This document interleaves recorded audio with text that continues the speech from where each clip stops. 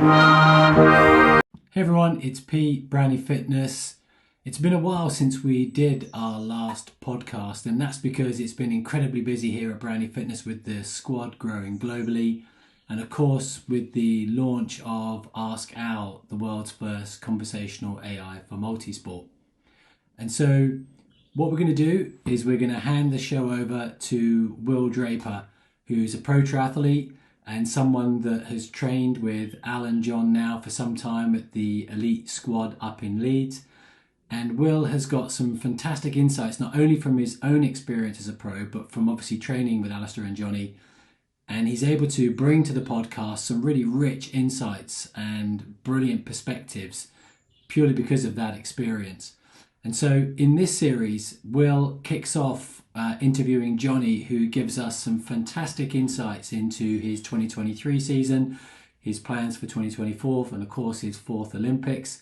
But along the way, only between two pros can you get this type of interaction. Is Will able to dive into some of Jonny's deepest thoughts and approaches and processes around training so that it can benefit people like myself, an age grouper, and even beginners.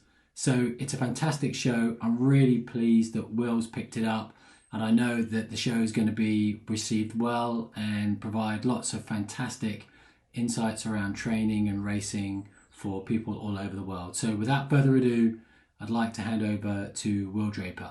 So presumably, Pete's just gave me a really generous introduction, but I am, as he says, taking over the podcast, and I've started the first episode with myself, going with Jonny, because obviously it's a little bit easier for me to settle into things using someone I know, and everyone at Brownlee Fitness is going to want to hear about Jonny, giving us some updates and some insight into everything that he's been doing recently. So, and hopefully I'm far easier to talk to than Alistair. Yeah, far easier to talk to, but make sure it's nice and clear, because in Spain they never understand your Yorkshire accent. I'll speak the Queen's English. Yeah, nice and clear. But we've got our Yorkshire brews, and we're in Jonny's kitchen, so nice and relaxed. But we're just going to start off asking you to talk about 2023. Oh dear, 2023. So it's not been my finest year, we'll say. From a sporting point of view, from a personal point of view, it's been great. Obviously, Brownlee Fitness, engagement, kind of moving on with life in that way. But from a sporting point of view, it's not been great. But I know it's an old cliche, but I have learned quite a lot. My main aim for 2023 was to secure an automatic slot for the Olympic Games in Paris. And that would involve a podium in the Paris test event and a podium in the grand final in Pontevedra, neither of which I did. But it's been quite an interesting one in a way, because I actually trained really well. So I was really fit. I was flying. I went to St. Moritz altitude training, trained there for 4 weeks, which is something that I've done before the Olympics in 2012 and 2016. And I thought I was absolutely flying, but I came back, had a few problems at home, dog dying, that kind of thing, and meant that, to be honest with you, I didn't realize how much that affected me. And it's probably the first time in my career that I realized how much things outside of triathlon can affect you on race day. So maybe that can be a message for people. But, I was very much one of those people who thought whatever happens, you can turn up, you can get the session done, you can get the race done, and you'll be absolutely fine. But I realized in 2023 that really wasn't the case. So that wasn't great. But the positives of it are that I got in some good shape. And actually raced really well in Super League, which I surprised myself, because Super League is one of those things that, as I'm getting a bit older now, so I've been 33 years old, I should be losing that speed, but I seem to still have it. So I guess the way to describe 2023 was I lost a lot of hope in the World Series racing, and then gained a lot of hope in the Super League racing and for my training. And I'm trying to take that into 2024. And I actually finished the season with an injury, which was not great. But at the same time, that was really good in a way. It allowed me to reset and go again. So the injury, the stress response to my femur, meant that I could stop racing, training completely for 4 weeks. And that actually gave me a chance to really stop, rest up, eat well, sleep well, and then come back and hit 2024, hopefully well. Yeah, that's good. I remember obviously following 2023 from the inside for the first time, because it was my first year. training beside you and seeing how well you're kind of going in training. And it is true how much that affected the racing, that external factors. I suppose in the past you've been very monofocused with what's going on in your life, and now that just with age and, as you say, you're not really slowing down, there's just more areas of your life to address. And I actually think that if you were repeating these same obstacles in 2024 that you had in 23, I think the experience you got from last year would actually serve you to be able to handle it and have learned that side of the sport.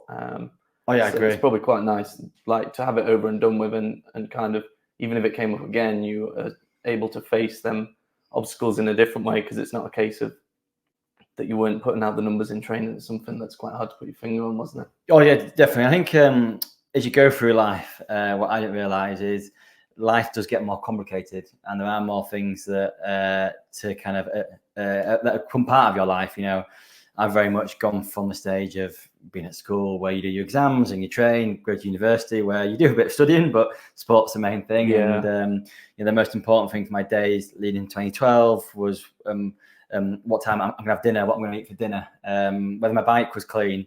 And as you get older, life just becomes just busier and more going on. And that's great, because I need that. You know, you're at a stage of your life where you really want other things as well, because you have to move on with life. But yeah, I think the big realization for me was how much that can affect other things. Like I said, I'm not the kind of person who can put it back to my head and the back of my head and go, right, let's get on with it. Well, I can to some extent. I can in training. You know, I could have a terrible night, turn up to a Thursday threshold swim, get it done. But I think in racing, when the stress is turned up the dial again, I can't cope with it. And I have learned that now, and I'd learn either for 2024 for to go through. Hopefully, I won't go for that again. But if I was, I would deal with it differently, definitely. Yeah, I think there's an accumulation as well of I've noticed in the past, and when you have injuries and stuff like that, when one or two races don't go right, then the third race is higher pressure, then the fourth race is higher pressure, and it's just a snowball effect. And it's only once you get to the end of the year, like you say, and completely reset, that you can actually reflect on the whole thing and be like, oh, I see where I've made these errors and see where I could have went better. Well, that's true, definitely. As races went badly, I put pressure on the next race, and then you go into that again with more pressure. That goes badly. The next one, you're like, right, final chance. And in a way, that's why Super League was great, because I could kind of get rid of the World Series and go, let's forget about that. Super League is something completely different. Yeah. And that allowed me to reset and go again and race and actually show how fit I was. So, yeah, again, Super League gave me hope. Yeah, so it does almost show you that it was not a physical, especially when you say as you get older, you'd struggle with the faster stuff. So for you to then go and perform at them faster races means that if you'd had that perfect headspace for the series, then you were potentially on for a really good year on top of obviously all the previous years that you've had. Oh, yeah, definitely. And also, you know, athlete at my age, my stage of my career, you're very much, you read about it, but it's more what I proving to myself that I'm not past it. I can still compete with the young people, and the Super League racing showed that. But also the training showed that. You know, if I was going to St. Moritz and swimming way slower than I was and running way slower than I was, then I might be sat here today going, I'm not going to have to go to Paris anyway. So what's the point? But that wasn't the case. So that gives me that belief on top of the Super League racing. Yeah, I think it's worth mentioning that this is purely in the elitist part of sport that you feel old, because I'm sure there's a lot of people listening that would love to be in their 30s again and enjoying the speed and stamina they had back then. So that is very true, and I feel relatively old. You know, I am at a stage now that I am racing people who were born in the 2000s. And I am going down to the start of a race now when my number gets called out, and people, the coaches on the sideline are the people that I actually used to race against. So I am getting to that stage now, but I realise that's old in the elite side. Yeah, so 3 Olympics done then. The third one being the one that was unusual because it was held in 21, wasn't it? And after that, I presume you are still well and truly chasing the 4th one and trying to do your best in that. Was there any thought into ending after your previous Olympics? I know that it was one more than Alistair did, so to go 2 more is quite significant. Yeah, I absolutely, definitely. I was absolutely going to end after Tokyo. I remember my whole preparation in Tokyo involved quite a lot of preparation I don't necessarily enjoy, heat chamber work, sweating like unsurfy downstairs, hot baths, getting ready for the heat because obviously we won't have to travel. And in that whole preparation, I was going, this is my last time, I'm going to give everything. I remember waking up the day of the individual race going, this is your last individual race you'll do at Olympic distance racing, give it everything. Cross the finish line feeling, I'm really proud of that 5th place. Going to the relay and on the run, just going, again, absolute everything. It's the last Olympic Games you'll do. Your last time you put Team GB top on, just cross that finish line. And then I performed well, and it literally was changed when I crossed the finish line. Well, when the whole team crossed the finish line, obviously a celebration, and I got a result sheet which showed that I had the fastest leg. Yeah, my individual leg was the fastest split. Which was shorter as well. Was it about 20 minutes across all 3 disciplines? Yeah, about 20 minutes. I can't remember. Probably got it somewhere. Yeah. And that made me think, can I do this again? And I think what I realised is I really enjoy the Olympic distance style of racing. I really enjoy the fast and furious. You can't make any mistakes. I enjoy the training for it. And I think also Super League has really made me want to stay in the short course, because while I can be competitive at Super League, I know I can be competitive in the individual in the Olympics as well. So yeah, it definitely was going to be, but I can safely say 2024 will definitely be my last Olympics. After that, I genuinely don't know. I might come on to that, but there will be no more Olympic distance racing after that. Super League, I hope to still be involved in, but I won't be going around the World Series. Yeah. So the first 2 Olympics will be London and Rio, and you were obviously alongside Alistair there, and those are races I've watched a few times, and I watched them before I knew you or Al, and the way that they were raced was very aggressive from the start, and they would 9 times out of 10 always split down to a very select group, and then the run would go out so hard again it would just split. But obviously in more recent times that's changed. I don't know if you've actually read your brother's book, but I've read his book, which was the Relentless one. I've not actually read it. I'm waiting for him to give me a copy. No, so I've read it and I bought it, so he got commission on that. He's tight. But in his book, I think I'm talking about the right book here. He talks about the underdog being usually the people's favorite, but actually the people that can repeatedly perform to a high level in a sport that changes are the ones that are the most admirable. And he goes on and speaks to different people like Ronnie O'Sullivan and Chris Froome and people like that. And obviously he's referring to himself because he's won 2 Olympics 4 years apart and the sport's changed, but then he won't have experienced the change that you've had now. And I've noticed it in triathlon that, just for example, how strong people are on the bike now, that it doesn't split like it used to. There's not many people that are uber bikers, as they'd say. And I just wondered if there was anything like insight that you've had on how the Olympic Games has changed from Rio to Tokyo and how you think that might change again into Paris. Yeah, I think the racing has changed. I still think the front of the race in London was as fast as it is now. The run was unbelievably fast. I actually think the swim was a lot faster back in London because you had Richard Varga who strung it all out. Now I think that the kind of average has moved up, so there's a lot more people who are closer to the front. So it's really hard on the swim to get that fast swim, to get that line. It spreads it out, and then it allows a group to get ahead. So that doesn't happen anymore because there's just more people around. And then on the bike, there's 2 things. I think again the overall level's gone up. So there's a lot more people who chase and can bring it back together. And I think also the courses have made it hard. If you look at Rio as a prime example of that, Mario Mola, Christian Blumenfeld were only 20 odd seconds down on the bike at the start of the bike. But because of the course, it allowed us to absolutely fly up that first hill. Ben Canute described it as one of the hardest bikes he's ever done in his life. Yeah, I've heard a few people say that. We didn't have power meters on at that time, so I've got no idea of the power. But that allowed us to, up the hill, allowed us to do that, commit, get ahead, and then you settle down. Whereas now that's changed. Paris is a real flat course where there's no real corners and they're all flowing. Everyone can ride fast on it. So that has definitely changed. I also think the culture has changed because it was almost mainly because Alistair was there and he committed. There was a break 9 times out of 10. Mm-hmm. So when there's a break, the front pack go, right, this is going to happen. The chasing pack go, oh, here we go again. The break's gone. Yeah. And they almost give up. Whereas now that culture has completely changed last year in that the front pack are going, we're all going to get caught. The chasing pack are going, we're all going to catch them.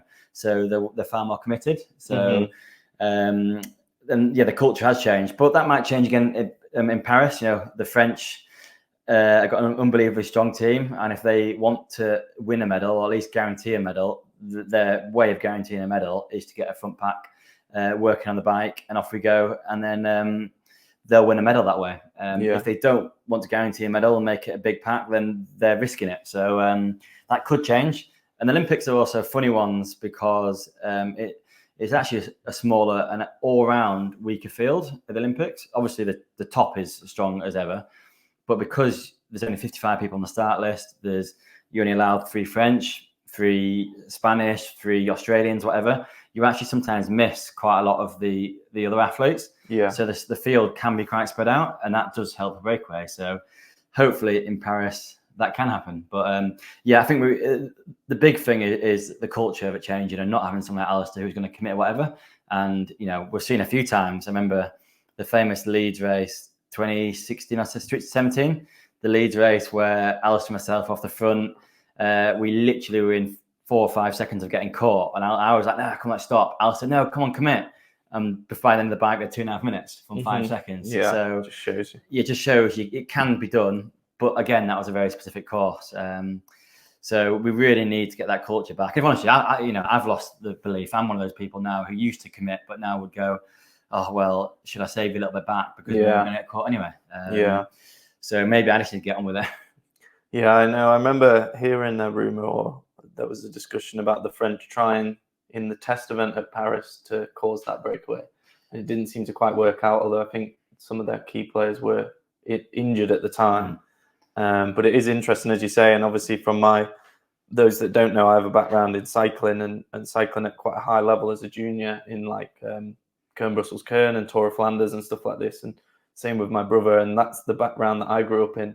And I always used to look at triathlon races thinking they're very approachable if you brought cycling mindset to them, that you had one up on people. But I've noticed since getting higher and closer towards that level where I would maybe compete with them type of guys, that they've all caught up now. And it's intelligent racing. And at the start, I would say it wasn't. And I'm sure many people would admit that they were getting things wrong. And obviously, say your breakaway went with 5 guys and there's a group where a lot of people don't realize in the Tour de France and things like that, they're letting these breakaways go away on purpose, and then they control the gap and then they bring them back because they've got the strength in numbers and they know how to work as a sort of peloton. And as you say, even if the riders weren't as strong, if they just had that belief, potentially they could have brought it back. So that is obviously how it's changed, and your training and stuff like that, as I've noticed, is still as fast as ever and as hard as ever, and you're still getting faster. And it's must feel now more like, does it feel more like a running race to finish because of the bike often coming together? Yeah, it does feel more like a running race. For example, in Paris, I probably averaged 260 watts or something. It wasn't a very hard bike, and it was more fighting for position. And if you were just sat in the wheels, we were going on at 50 kilometers an hour. And there's points there I was probably pushing less than 200 watts. So that's when it comes down to a run race. Whereas back in the day, it didn't do that. But again, that's what you got to do. You got to adapt. London, we knew it was likely to be a real fast run, so we prepared for that. In Rio, we prepared for the hill and then a hard run. And we knew that the competition was catching us up in Rio as well. We probably weren't the fastest runners. Alistair wasn't actually the fastest runner on the day. It was someone from the chase pack behind. But so it's about adapting to that again and trying to change your training or get to your favour, and maybe I'm trying to think, if I do go to Paris, maybe being an underdog for once might actually help me. Yeah, it's a shame that well, not ashamed, but obviously your past means that every race, even if you're not in good form, everyone's going to watch you and not let you go off the front. You can't have that little bit of secret, something that people don't realize you have. You've proved it too many times. One of the things that I always have thought about, and one of the things that I've said impressed me, which is a weird one because I know that you usually shy away from talking about it, is your race in Mexico in 2016, the one where you collapsed. And I'm sure everyone brings it up to you. But one of the things that I've spoke about with some of my friends who are just getting into triathlon and used to do sport and stuff recently, it's a new topic, which is about how hard you can push yourself and whether you're pushing yourself hard enough. I think it's a big question that as you get into sport and people doing it at an entry level and they're trying to then go up to age group and stuff like that. And I've always questioned it myself when you're racing, what actually is hard enough and can you push more? And the reason I relate it back to your run in Mexico is because I always feel like for the majority of people, their head says, no, stop.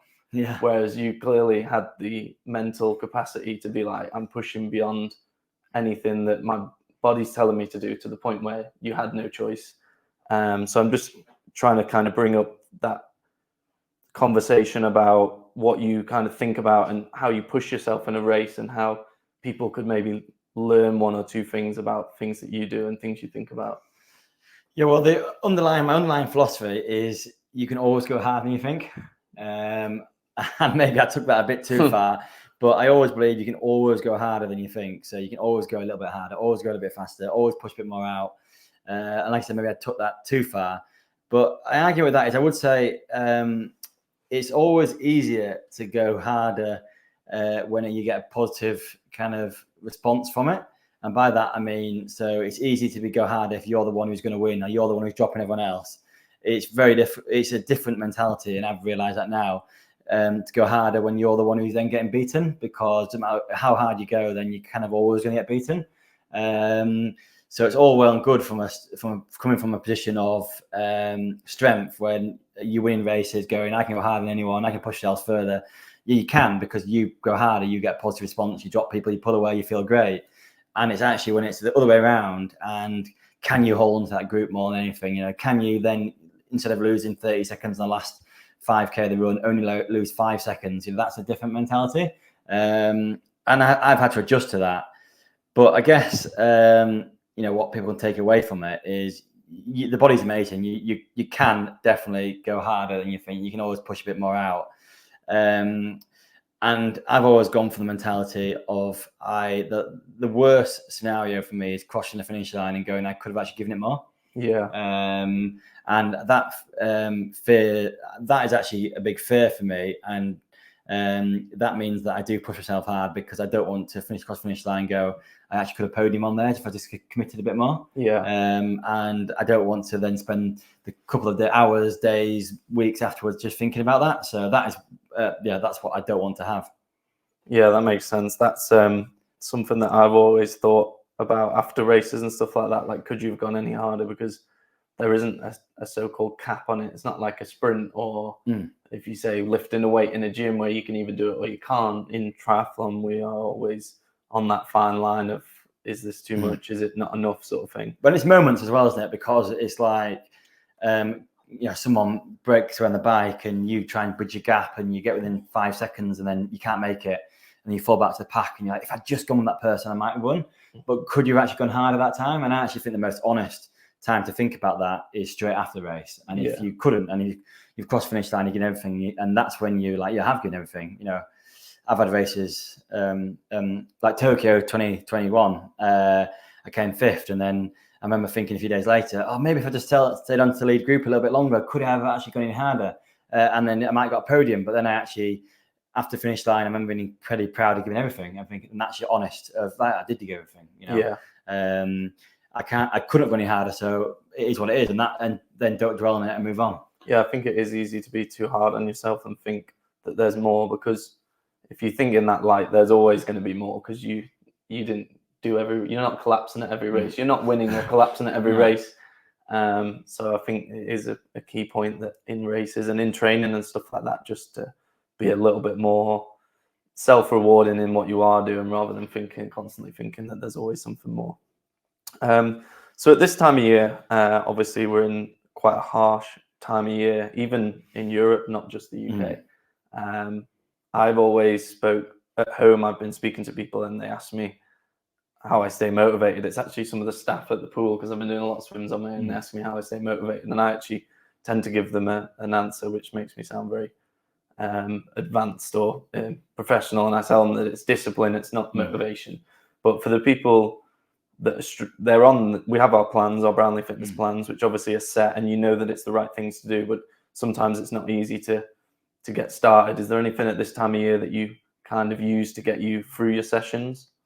Yeah, well, there's a few things. There's firstly to kind of go back on similar to what I said about being disappointed. I think for me, one of the big things is I get so much out of finishing a day and knowing that I've achieved what I wanted to achieve that day. So what my coach has set me and ticking it off, and then sat here in the evening having a Yorkshire tea, going, "Wow, I've done that. I got through that session." And it's a fear of not doing it. Obviously, there's times when you can't do it because you're ill, you're injured, it's not the right thing to do. But if there's no other excuse and you didn't do it, I feel like I let myself down, and I hate that feeling. So again, it's a fear of that. The second obvious one is to have a plan. From a Brownlee fitness coach or plan, I have my coaches, and that means it's set in stone. I've got to do it. And then the third one is, if you can, surround yourself with good people who are enthusiastic, who make it fun, who you want to see, you want to train with, who are motivated, and they'll get you through those days where you really don't want to do it. Swimming, for example, I would find it hard to go to the pool on my own. I know a lot of the guys do, but I would find it hard to go to the pool on my own 5 days a week. But whereas if I go to the squad session, 8 o'clock, everyone dives in, you've got to go. All you got to do is turn up and be there by 7:50. And you get the session done before you know it. So that makes it a lot easier for me. And then on the running track as well, with a good group. And then also knowing that there's races to come. Again, I don't want to be on the start line. I know I haven't prepared the best I can. So hopefully those 4 things can help you. And I guess one of the other thing is I always live by is make it as easy as possible to do the session. I've set up my house. So my garage door, I can go downstairs, go straight into the garage, press the button in the garage, get the bike off. It's always clean, ready to go. Out you go. And so there's not that excuse of, my bike's dirty, or I can't get to a bike, or I've got to put my wheels on, or I've got a puncture, or I've not got the right kit. So I know that's easy for me to say with sponsors and things, but make it as easy as possible so you can go. I've got a turbo bike downstairs, so I don't enjoy turboing as much, but I got it so I can turn the telly on, Zwift's on, turbo, off I go. So there's no real time to go, I don't fancy it. Yeah. I think so on your point of that, you say you turn up to the squad at 8 o'clock and dive in, which is convenient. And I know that I've done that for over a year when I was in Leeds, but I spent some time at home recently.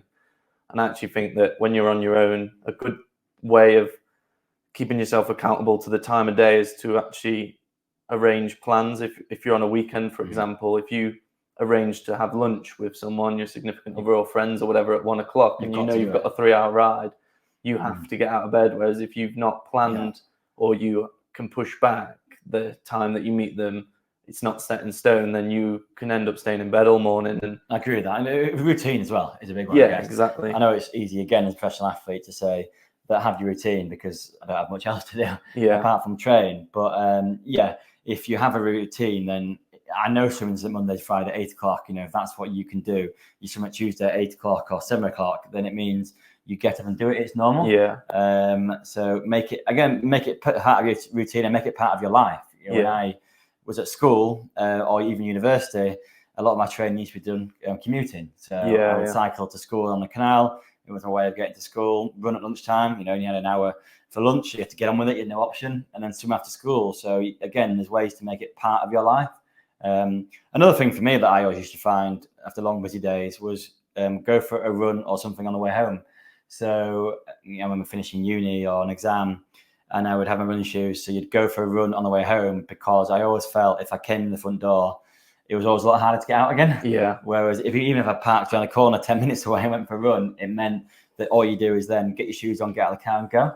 rather than get in the front door, have a bowl of cereals, watch TV, sit down, is harder to get out. Yeah.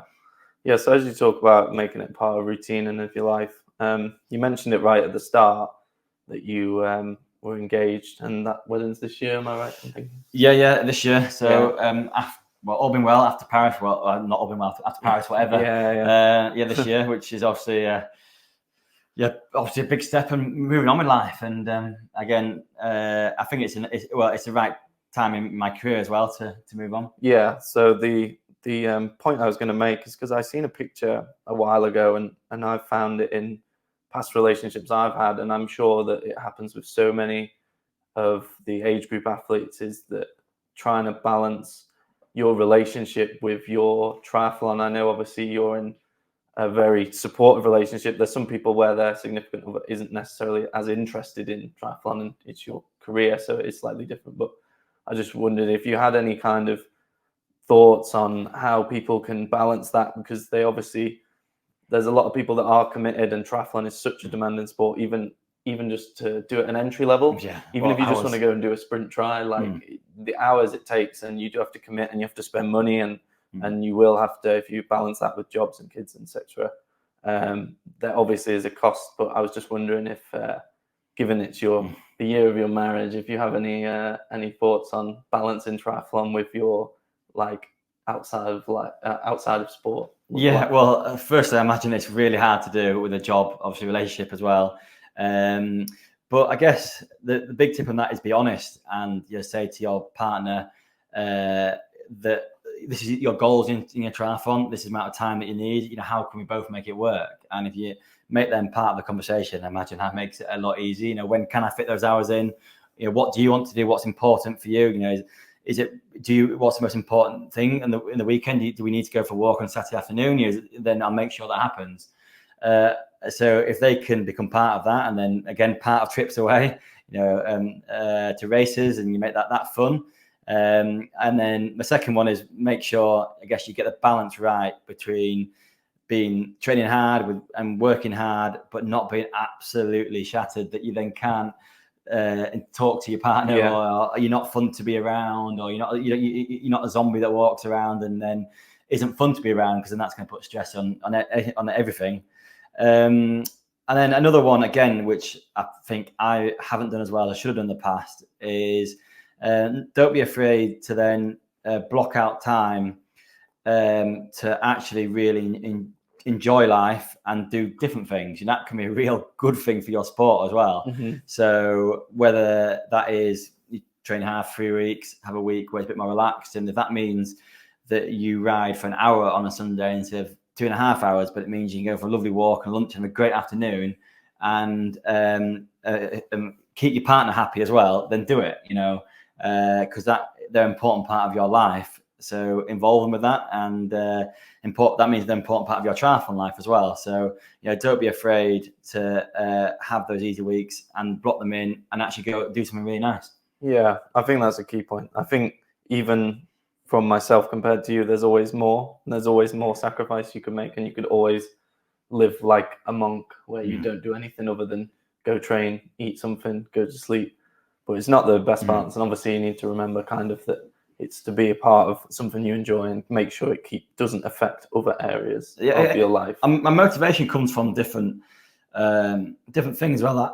I actually get really motivated. I love hitting sessions. I love training hard. I love finishing a Tuesday track session and going, right, I get everything. But sometimes I get motivation from knowing I'm going to do a really hard Saturday morning run session.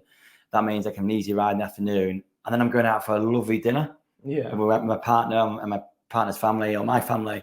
And that actually gets me through the last rep sometimes, going, come on, last rep, give it everything. And you can have a lovely dinner tonight. And you book that in, or get for that Saturday training session, because on Sunday you're having a really nice spa day or whatever. So motivation can turn that into a strength sometimes. I mean that when you are doing those hard sessions, you actually do them really hard because you got something to look forward to. And that motivation can be having a nice dinner, going for a dog walk, a night away, going to the cinema, whatever. It doesn't matter, as long as it's motivation enough for you. Yeah, no, that makes sense. That's a good thing to think about.